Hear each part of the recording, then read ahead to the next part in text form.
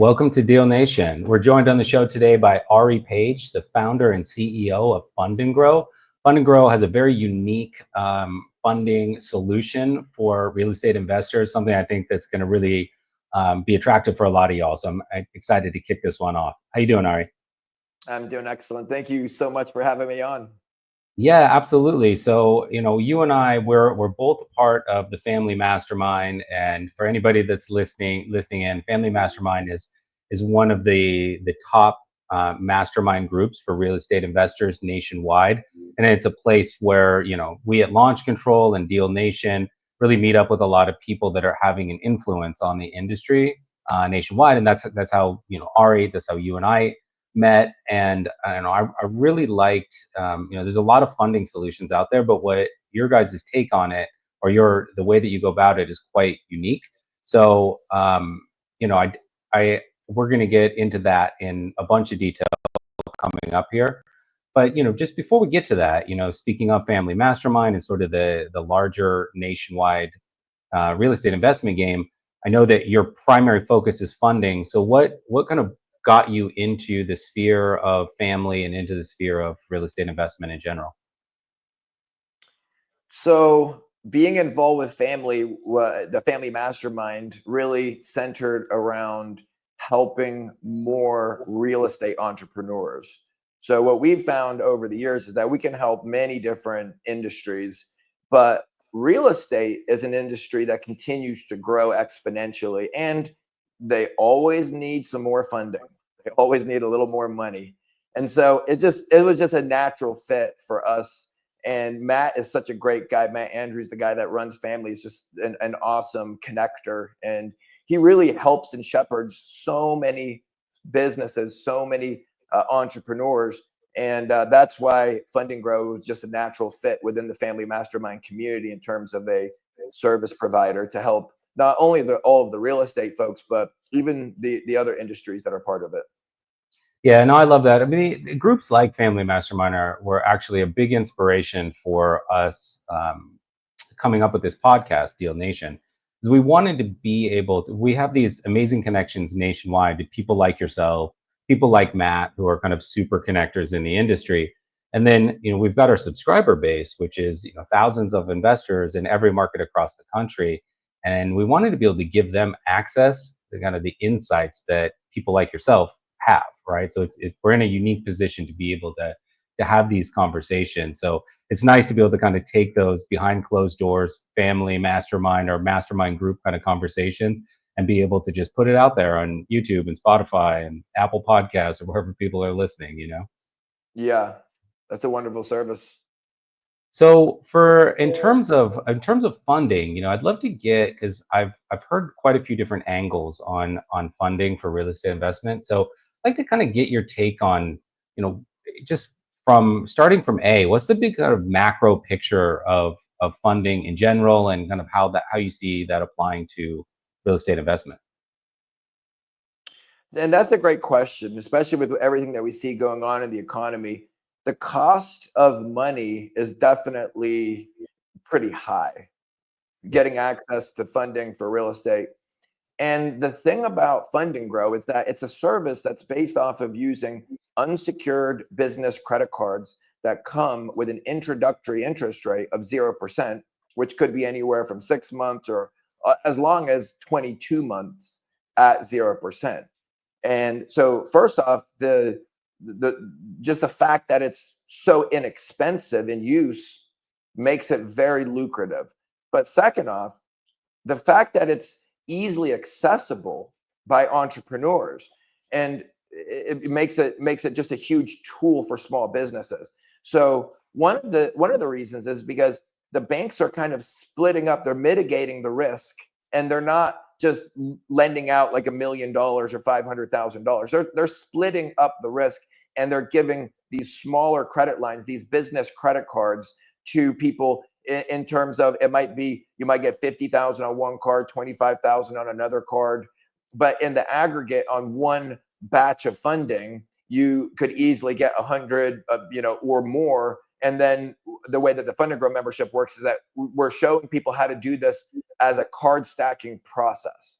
so that you can aggregate more and more of this type of funding. Now, usually when you use funding, that's it. You don't get to use it again. You with hard money loans, the accessibility of it, the ease of use, they're very cumbersome. And there's great use for all of these different forms of funding. We just advocate for people to be able to get access to funding that's at a very inexpensive rate, that is unsecured, meaning if they were, because we have clients that aren't in real estate also. So let's say that we have a client that's purchasing a company van, and then let's say that their cash flow isn't that great and they're unable to make their payments. Well, guess what? If you are purchasing assets, you're not losing those assets when you're using unsecured funding. So we want to help clients use safe funding, funding that is at a low interest rate, not the Shark Tank style funding, which people are giving up massive amounts of equity within their businesses. And that's the problem that we've seen with funding, is simply the large cost and the fact that sometimes people even have to give up equity within their business. And so Fund and Grow was created in around the 2006, 2007 timeframe to help alleviate the massive costs that small businesses were having to pay for these other forms of funding, especially when these unsecured business credit cards are so prevalent. And the 0% ones they're just everywhere. If you go on Google and research 0% business credit cards, they are literally everywhere. The question is, how do you get approved for them? And how do you use them in a card stacking style? In other words, how do I use lots of this form of funding and then keep it at that low interest rate, keep it at 0% year after year, and be able to use it like a credit line over and over? Yeah, so that's really interesting, and I'm very curious about a couple of things. But one, in terms of shepherding people through the process, right? Is like you don't want people just like Googling, attempting to do this themselves, and probably hitting a few tripping points. So, what do you do to kind of to shepherd people through this and help them avoid any of those potential kind of landmines that they might hit on their own? So the Fund and Grow service is a done with you service where we are shepherding the process. We're making sure that the client isn't stepping on any landmines. And the crazy thing is if you apply and you have all of these issues with your entity, with your credit, you're establishing that with the bank. You're literally saying, hey, this is what I got going on. And then no amount of negotiating is going to fix that. So it's really important that things are prepared properly before we ever take the client for applications. So there is a lot of preparation that goes in prior to even submitting applications. And we love to talk about this on our masterclass, but essentially there's just so many ways of being able to help the client's credit profile. Now, when it comes to business credit cards, it's very important to explain that although these business credit cards are personally guaranteed, they don't appear on the client's credit report because they're reporting to the EIN number of the business. Now, if someone doesn't have a business set up or an entity set up yet, that's not a problem. That's not going to preclude them from getting access to business funding. We would help them with that. Most already have that in place and they're just ready to move forward with that. But the point is that this type of funding, it's not appearing on your personal credit report, meaning that you're able to actually leverage the full amount of the funding without it pulling the personal scores down, which is usually what stops people from being able to refi and to be able to move this process forward. The card stacking process literally requires that none of this debt shows up on your personal credit report, that it's all on the business side. And so we're able to build that aggregate amount up over time. It's not something that just happens all in one batch, but we might apply for 4 or 5 of these credit cards in one batch. And then we wait a few months, we do the inquiry removal process, and then we're able to move forward on doing more applications. And the very cool thing is that so many banks offer this, that they literally offer multiple 0% cards from each bank. So for example, Bank of America will have a 0% business MasterCard, but Bank of America will also have a 0% business Visa card. Well, you can get approved for the MasterCard and the Visa card, and the way that Bank of America looks at it is that's your total exposure. They don't care that part of it is through Visa, part of it's through Master. So what we'll do is we'll apply at the same place over and over and merge these accounts together, keeping the 0% longer for the client. So if they already have an account that the 0% is about to expire, we're applying at the same bank for the alternate card. If they already have MasterCard, we're going for Visa. Then we're going to merge them together, giving them a larger limit, all again at the 0%, because it gets incepted on the whole account. That's the only way to re-incept 0% on existing accounts. And there's not a single part of the process that a client couldn't get right, because we're literally stepping them through the process to make sure that they're 100% successful and getting credit in hand. Okay.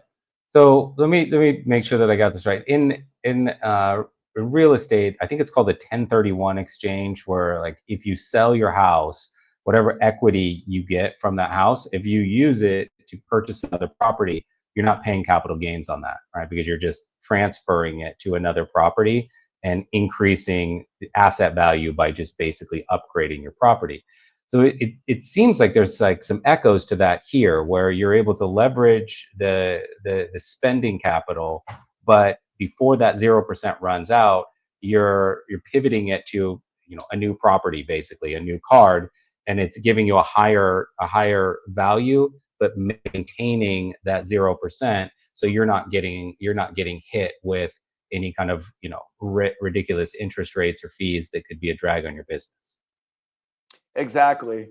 And the banks want to lend to those who use the cards. They actually go as far as calling people that don't use the cards, they call them deadbeat credit users. Can you believe that? Yeah. They're like, hey, you're not using the credit that we gave you. Yeah, it's crazy. Like I just, even in like in my personal life, like I didn't have to, but I chose to get an additional credit card and to use that additional credit card, just because having, you know, multiple lines of credit is good for your, as long as you're paying your bills on time, it's very good for your credit score, you know. And Yeah. if you're not a heavy enough credit user, it can start to have a drag. So that was kind of my question, is when you're doing this card stacking thing, and I get that it's LLC locked, which is great. Well, ideally it's LLC locked, which is great. But in terms of like the bank's view of the success of the business, is this helpful in terms of evaluation long term? Is there anything that needs to be navigated in that bank view of the business using this Yeah. method? So the positioning is really important, because remember, we're applying for the cream of the crop credit, the best credit possible. The 0% credit, it doesn't have a annual fee. We even show the client how to get the cash off the card. And so this is the cream of the crop credit that banks they're going to do their underwriting and process properly, their due diligence and their vetting. And so part of it is simply by following all the different procedures that Fund and Grow has determined from taking thousands and thousands. I think we're like over 30,000 clients through this process so far. And we meticulously document every single process that thing that we have to do, and the changes. The banks change all the time. So Yeah. that's another thing. We're literally having to make real-time changes from quarter to quarter. The banks are changing depending on what their cash flow looks like, depends on how much they're lending out, on what they have on hand, also can dictate what they're allowed to lend out. So the long and short is that we do want to look at the client's credit report first. We want to see if there's any credit accounts that we can merge together so that we have higher limits. And what we do is we're going to merge those into the accounts that were open the longest. That way, we have higher limits on the longer accounts, and the accounts with a less seasoning are now falling off, just helping all the stats that we're looking to help. And of course, if there's any extenuating things on the client's credit report, we would need to look at that. But it's important to know that when we're doing the applications, the funding isn't showing up on the client's credit report unless the client needs help with their personal credit. Sometimes clients need help building a more robust personal credit profile. But precluding that, what we're building is the client's business credit profile. And the more that we build that, and the more the client uses it successfully and pays it off, the easier it is to go after more and more of these 0% credit offers. Okay. And is this a solution that people can use for single funding opportunities? So like a single fix and flip opportunity where they need to raise 50K in capital, or is it really best used as a kind of foundational credit line for your business that can be tapped into on a quarterly or yearly basis as needed? It would depend on what your business needs because it can work in both of those contexts. So Okay. we have clients that are in areas of the country that real estate is exorbitant, it's super expensive. And so they're using the funding for rehabbing their properties. We have other clients that are in other areas that are literally buying properties with credit cards. And then we have other clients that have brick and mortars or consulting businesses that are using them more like a line of credit for whatever it is that they got going on. Many e-commerce business like Amazon resellers that are using it for purchasing product. Okay. So yeah, I'd love to run through a real world example of each of those. You don't obviously have to name the client by name, but just to give some kind of specifics around it, like what problem they were trying to solve, how you guys stepped in, and an ultimate resolution. So let's start with a one-off. Somebody that had a big project, they didn't have the capital for, they didn't want to go to a hard money lender that was going to have outrageous, payback schedule or interest rates. So they came to you guys instead. Can you give us an example of just that kind of one-time solution use case that's come up recently? Yeah, so we have a lot of clients. Actually, our core clients are in real estate. That's the majority of what we have incoming. Our clients that are looking for funding for either rehabbing or purchasing and holding, and for whatever the case may be. So we are constantly getting new clients that they've tried to get funding for their deals. They've gone through every measure that they know possible, and then they resort to this form of funding, credit cards, which aren't traditionally used for these types of things. But with the Fund and Grow program, we help take out all of the guesswork that would go into using a business credit card like a line of credit. And so we have clients that simply don't qualify going down the traditional avenues for funding for their industry.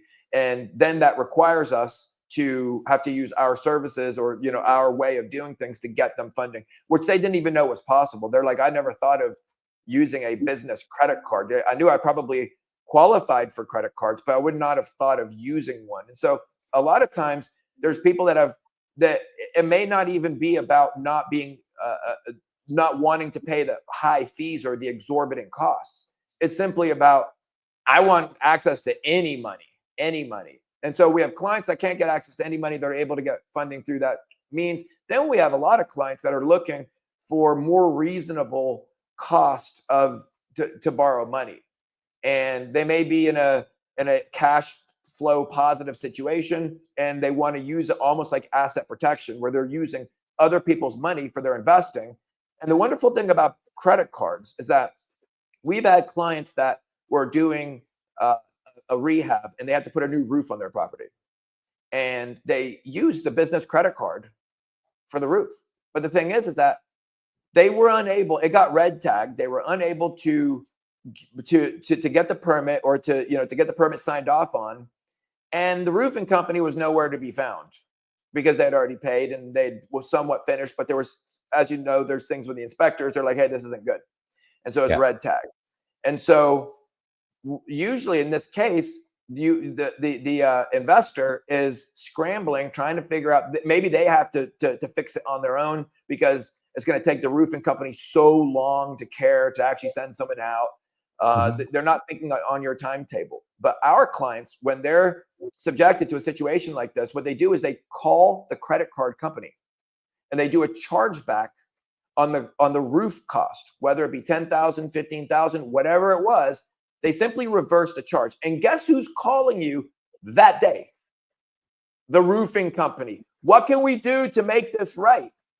I've had Yeah. this personally. Not only do we have clients that have this is a form of asset protection, because when you're purchasing something, now you can directly just whisk that money right back out of their bank account if that vendor does not follow through on what they're saying. And I've literally had this happen in a situation where I had some solar panels installed and the vendor wasn't following up, and I was able to do a chargeback.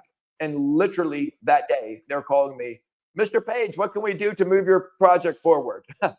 And so it's a wonderful tool to use for a variety of different situations for an entrepreneur. Yeah, you're kind of, I for once, I actually mean this in a positive way. You're kind of bringing a bully to the party. The credit card companies they'll have your back, and Yep. and that can be a very powerful, as you said, influencer on people who aren't doing their part. Ari, a lot of the clients that you work with have really made what you offer at Fund and Grow an integrated part of their business. So it's now become a line of credit or a financing vehicle for them, not only quarter by quarter, but year by year. So can you tell us a little bit about kind of what a client profile might look like in that case? It doesn't have to be in real estate investment, can be in other industries, but just curious about how people have truly kind of integrated this as a long-term solution.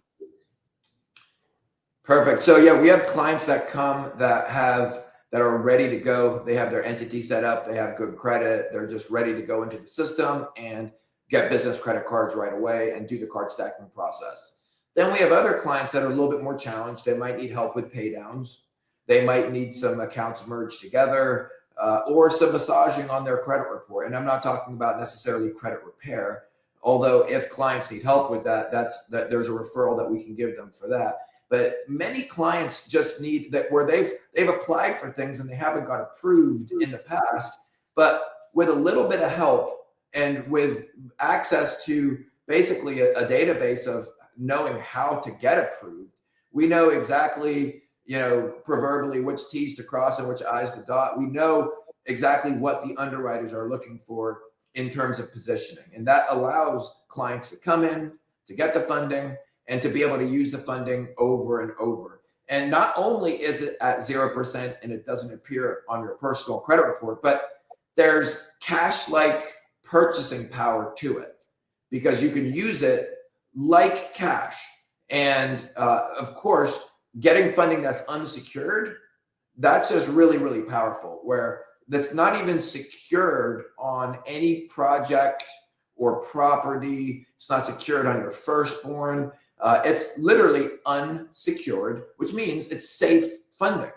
And we commonly have clients building up to 250,000. I personally have much more than 250,000 of this type of funding. And many clients that have been part of the process of card stacking long-term, they also have access to much more than 250,000. Okay, that's great. It seems to me that there's a bit of a correlation here between, at Launch Control, our core market is people that are buying distressed properties, or buying land. And in both cases, the seller, the person that they're buying from, was really unaware in most cases that this solution existed. So they find themselves in a position often of having to really sell the opportunity to people, of, in this case, like a cash offer for their home or a cash offer for their land, as opposed to going through a more traditional route. So I don't know, it seems to me like you guys definitely have a bit of that, where you've got this really interesting solution that most people are just unaware is out there as potential for them. Yeah, most people don't think of using business credit cards in that capacity. In fact, the funny thing is that we actually created what we call the back end funding program, where we charge the client nothing to get started, where we will go and do a full batch for them at absolutely no cost. And then we charge them on the back end. And we did that simply because people were literally like, wait, this sounds too good to be true. If this is the case, then why don't I already know about this? And the answer is, there's a lot of wonderful things out there that we simply don't know about. And when you're looking for a unique, a specific form of funding, but there's other funding that is more widely used in your industry, then you're going to run across the more widely used funding rather than the creative funding. And that's what Fund and Grow funding is it's very creative. It keeps the entrepreneur in control of the funding. They're not giving up equity within their business. And not a lot of people are aware that even exists. So it seems to me that two areas that your company would be really instrumental in, as opposed to like a side version of this where somebody just tried to go it on their own, right, and figure it out, is one, risk mitigation, and two, strategy. So I'd like to kind of focus on risk mitigation first, in terms of, like, let's say that, somebody decided to, let's say I decided to go it on my own and Google my way into this solution. Um, and then 6 months later, I decided to exit out and do something different. What are some of the things that I might get caught with that you help people avoid, so they don't get themselves in a bad position by not knowing the intricacies of how this works? That's a really great question, because when it comes to credit cards, people think that it's like, well, I'm just applying for a card.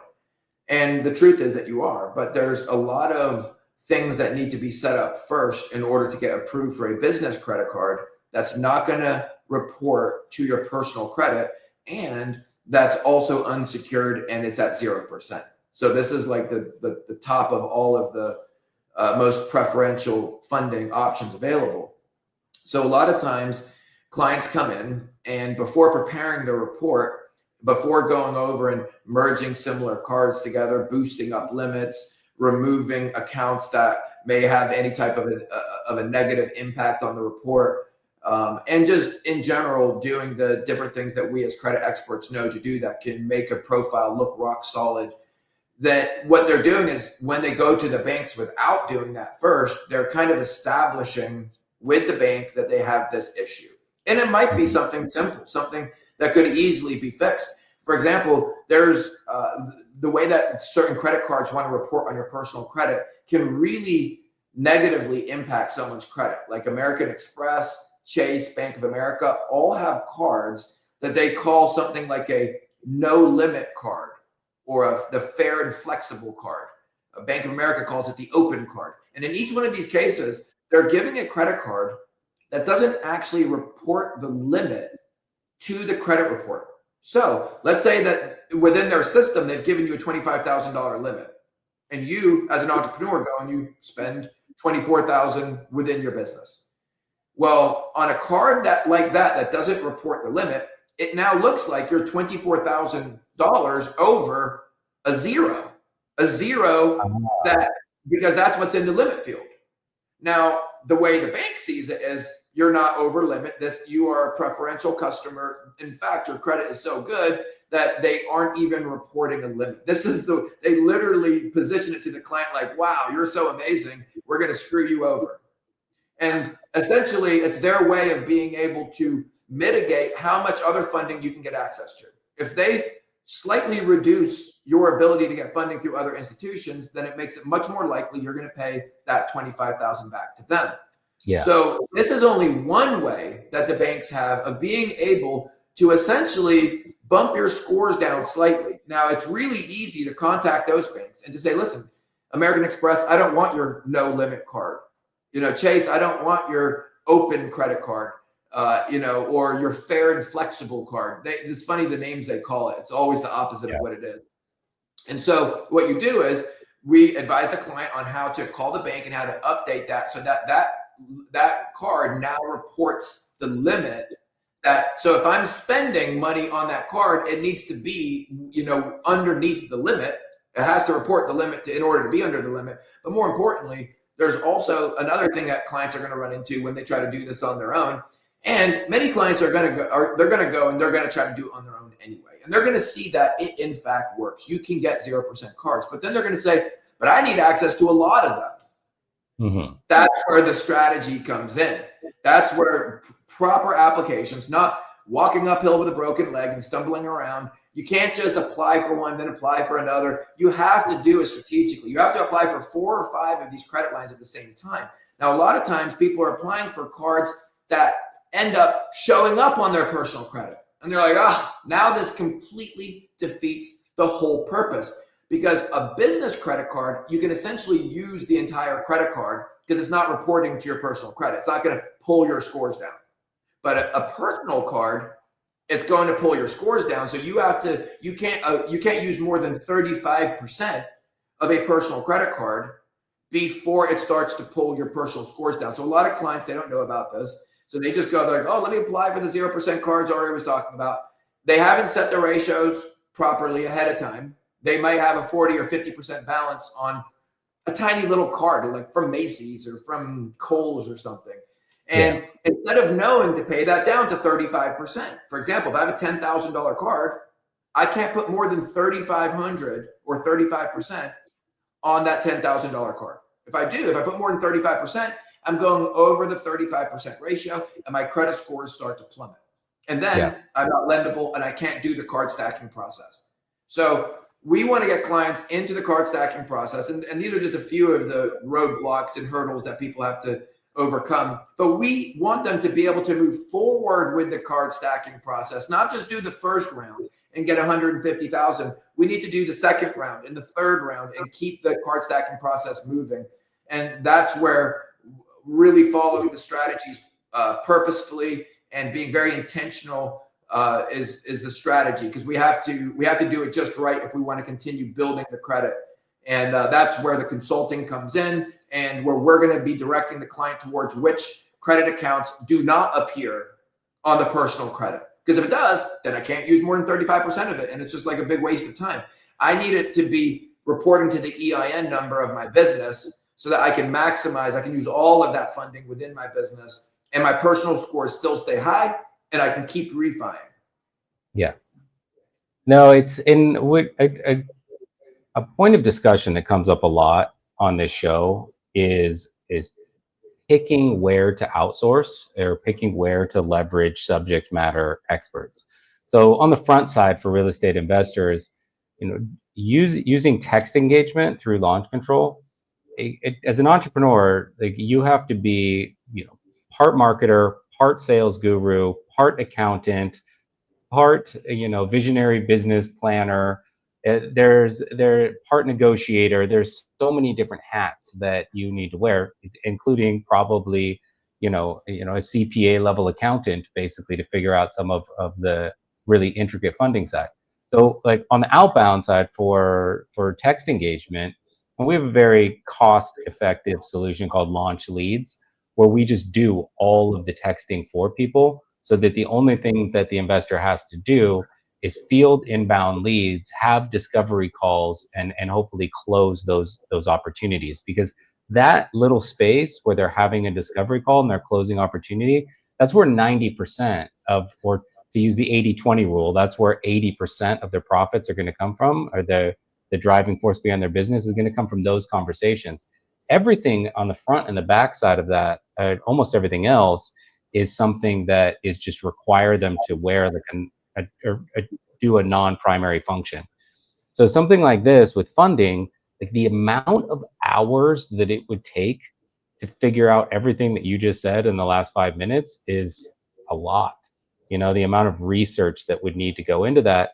And in order to leverage this on an ongoing basis, it requires, you alluded to, like, quarterly, the banks are changing things, right? So to have basically subject matter experts in your corner that are able to follow the changing structure from the banks, to capture new opportunities, and to give you ways to continue to implement those.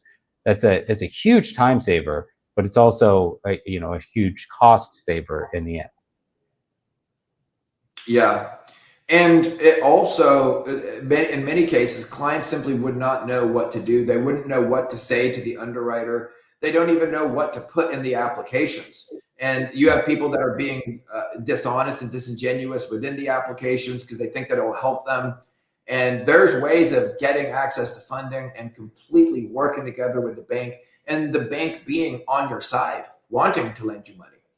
Yeah. And so we want our clients to have that positive interaction with using debt, where they're using it to build their business, and they're not using it to go to Walmart and buy flat screen TVs. So, you guys are working with a bunch of different clients in different industries. So you have these, you're able to advise and also to just kind of gather information on creative ways that people are using this funding. So that what that creates is a strategy profile, right? We have it on the text engagement side from working with lots of different investors and at different levels. So we know what they're doing. We kind of establish, strategy protocols that we can teach to people.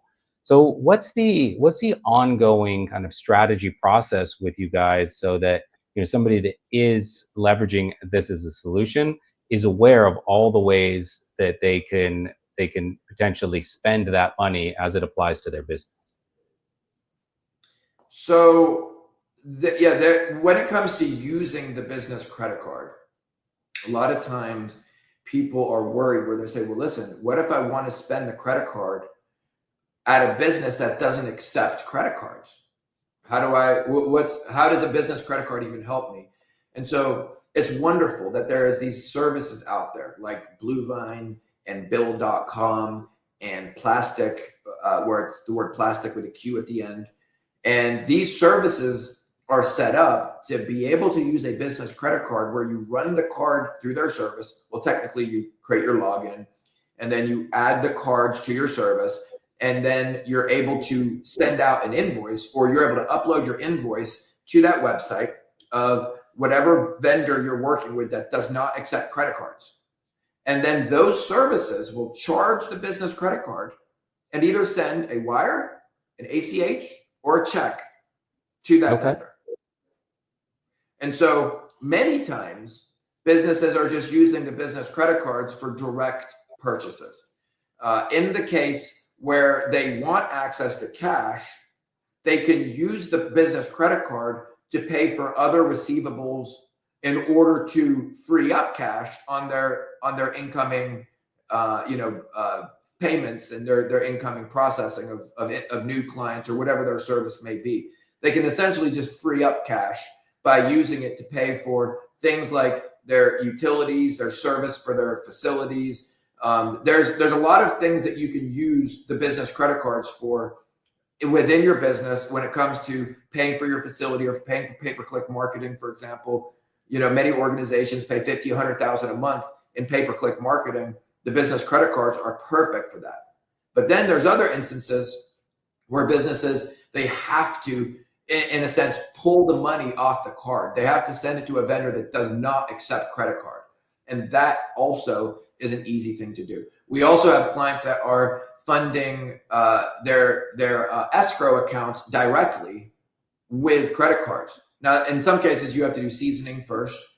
So, that in those cases, you might have to do 30 or 60 days for seasoning, but you can literally fund an escrow account directly with a credit card using the services that I just mentioned. Okay. Looking at this, like for us at Launch Control, we have people that are paying for the service monthly as a subscription, and we want that becomes something that's kind of foundational to their business. But one, in terms of a group that might not be ready yet, or we might suggest that they wait before initiating the services if they're not ready to commit for 90 days, because 90 days in our case is what it takes to really fill up your pipeline, work those available leads, and give them time to close so that you see the actual net profit of your efforts, right? Everything before that is you might catch it mid-process, right? But you need to see the dollar signs hit your bank so that you can look back and go, yeah, that 90 days more than paid for itself. I'm moving forward. Right. So is there a version of that for you guys where people come to you and you just say, like, look, this is not right, the solution for you yet? Or is it a matter of just putting some brakes on how big they go? So when it comes to credit, that's a very, very important question, because essentially it's about qualifying.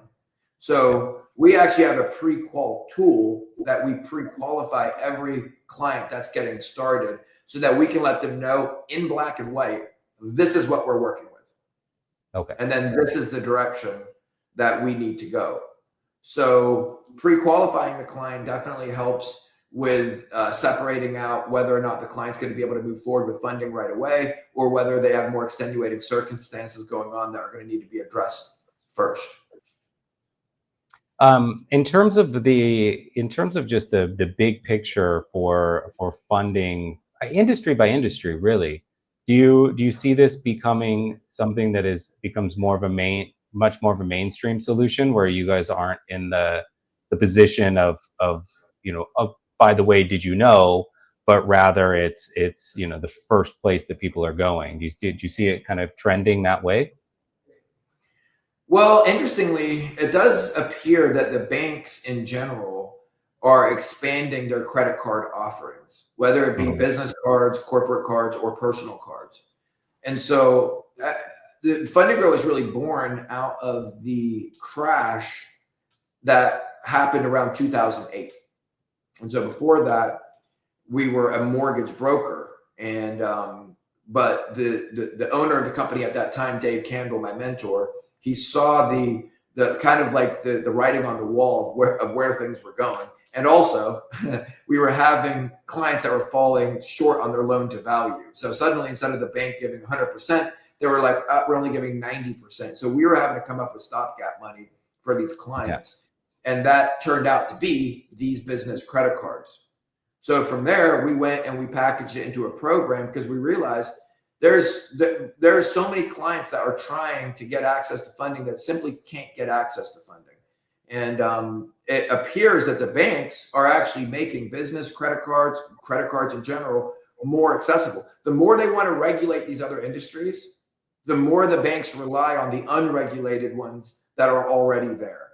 Yeah. And the credit card industry in general makes money for the banks, and the business credit cards, if you look at specifically the business credit card demographic, these people pay back their credit at a very, very high rate. It's personal credit cards that have a higher default rate than the business credit cards. And so these are sought after clients. The banks are very interested in finding these high end, these purple clients, these royal clients that qualify for 0%, for the unsecured, for the cream of the crop type of funding. Normally, when they're giving out this type of funding, they're like securing it, like on your car, on your house, on your kids, on something. They want something. But this Yeah. type of credit, it being unsecured and being able to get up to 250,000 of it, I mean, that's just a very cool thing. We're very blessed here in the States to be able to have access to this type of funding. Yeah, no, absolutely. I mean, I live abroad most of the year, and it's getting access to mortgage, like fair mortgage rates, mortgages at all, lines of credit that are in anywhere near the kind of credit line that you would need for business funding purposes. Extremely difficult, if not impossible. In the U.S., you have the opportunities are really there. And you answered the question I was just going to ask, which was about default rates. And I think it's a really important point, actually, in terms of the mindset that people have going in, whether it's a personal credit card versus a business credit line or credit account. Is, oh, I bought a TV the other day. I'm not going to rent that TV out. I'm not going to turn that into a profit stream. That's just because I wanted it. So that goes on a personal credit card. But people that are doing this for business, it's important to keep in mind that that money was borrowed with the intention of creating a profit structure, right? You're borrowing 50K to make 150K or 200K or whatever, depending on the opportunity. So you're going into it with the idea usually of getting a payback amount of money that's two to 10 times what you actually Right. borrowed, right? Being on the So positive side of debt. yeah, exactly. And so that's a really, I'm glad to hear that the default rates reflect that people are actually, using this to generate positive profits for the business and are able to pay them back. Because that's obviously the fear factor that people are going to have going in, is if I can't, this doesn't work, if I can't pay it back, right? But, sound investments, smartly funded, it's going to work. Yeah. Um, all right. So, in terms of anything else that you wanted to make sure everybody knows about Fund and Grow, we will of course have the link to the website in the show notes below for anybody that's, no matter where you're listening, just check the show notes. You'll see the link below. But anything else you'd like us to add? Because we're gonna post this episode. Will probably go live in like 4 weeks or so. Okay. Well, I personally am extremely excited to see all of the deregulation that's been happening already. For example, with the Consumer Protection Financial Bureau, or maybe I said the Consumer Financial Protection Bureau, and with the removing of those things, it is greatly going to help not only the funding industry and the credit industry, but it's going to help. I think it's going to have a ripple across the board. I'm extremely bullish on the outlook overall. I'm very excited. It looks like there's some very exciting, things coming up for the economy, and I know that right now it can seem very worrisome overall. Like if we were to take the pulse of America, everyone's kind of, it's a high blood pressure at the moment. We're all worried about where it's all going to land.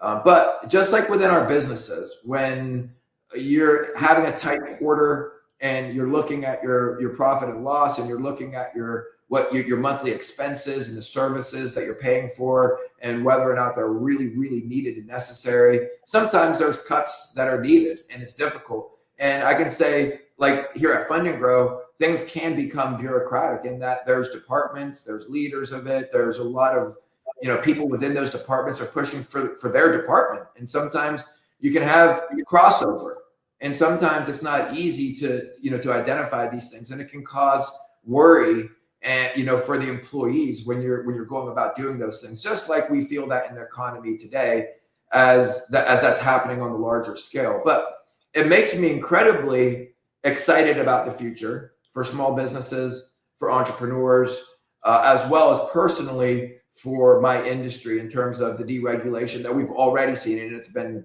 very early. All right. Well, thank you so much for coming on. I think this is really great information for our audience. I know that funding and scalability of their business is a really important topic for our listener base. So I think this gives them a new angle to look into. So I definitely encourage everybody to talk to Ari and his team, go to Fund and Grow, connect with them. And yeah, I really appreciate the time, man. Thank you for coming on. Absolutely. Thank you so much for having me, Michael. Absolutely.